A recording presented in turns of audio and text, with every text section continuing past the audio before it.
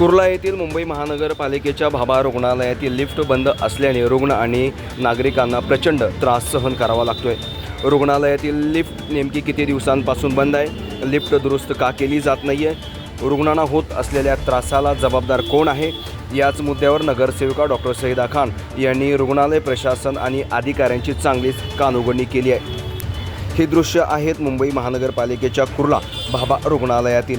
या ठिकाणी थेट नगरसेविका डॉक्टर सईदा खान यांनी भाभा रुग्णालयामध्ये जाऊन संबंधित अधिकाऱ्यांची चांगलीच कानउघडणी केली आहे। अधिकाऱ्यांना प्रश्नाची सरबती करत लिफ्ट तातडीने सुरू करण्याची मागणी केली आहे। याच संदर्भात डॉक्टर सईदा खान यांच्याशी आम्ही संवाद साधला आहे। पण बाबा रुग्णालयामध्ये तुम्ही आलात, लिफ्ट बंद आहे, काय एकूणच या सगळ्या संदर्भात सांगायचं? बाबा रुग्णालय पुणेकरांसाठी अतिशय महत्त्वाचं आहे। इथून बरेच रुग्ण या ठिकाणी येतात आणि अशा या हॉस्पिटलमध्ये लिफ्ट बंद असणे दुर्दैव आहे। बाबा हॉस्पिटल जे आहे ते एल वॉर्डसाठी 17 लाख जवळजवळ 17 लाखांची पॉप्युलेशन आहे। एकमेव सेकंडरी केअर हॉस्पिटल आहे आणि लिफ्ट बार बंद होते। ह्या तक्रार मी 2017 सालीपासून फॉलोअप करते। जेव्हा HICचा हॉस्पिटल इन्फ्रास्ट्रक्चर याचा काम आला तर मी सांगितले की तुम्ही हा सेंट्रल एजन्सीकडनं करून घ्या, जेणेकरून याचा प्रॉपर रिपेअर होईल आणि लोकांचा त्याचा फायदा होईल। पण आमचे जे एमिनीचे इंजिनियर होतं मिस्टर मोरे, त्यांनी सांगितले नाही आम्ही लोकल लेवल पे करून घेऊ, म्हणून हा प्रॉब्लेम जास्त होते। एक लिफ्ट बंद होते आणि एक लिफ्ट चालू होते आणि याचा खूप प्रॉब्लेम आम्हाला होते।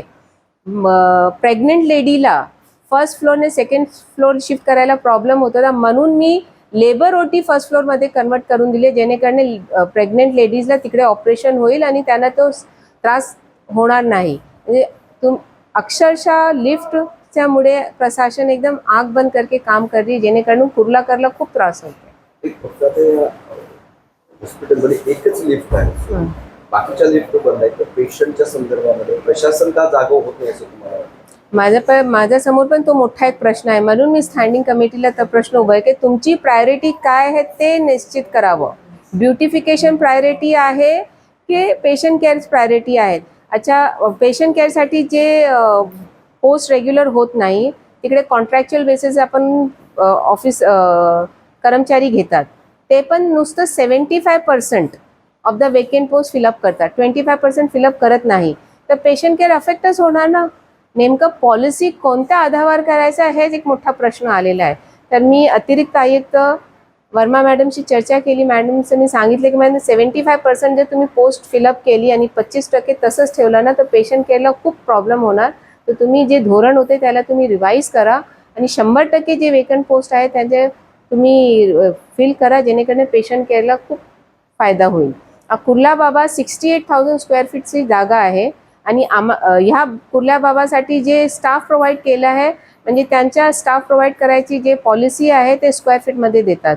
तर कुर्ला बाबाला 23,000 स्क्वेअर फीट धरून तेवढा स्टाफ प्रोव्हाइड केलेला आहे। तर आणखी कुर्ला बाबाला एक हे आली आहे, गदा आली आहे।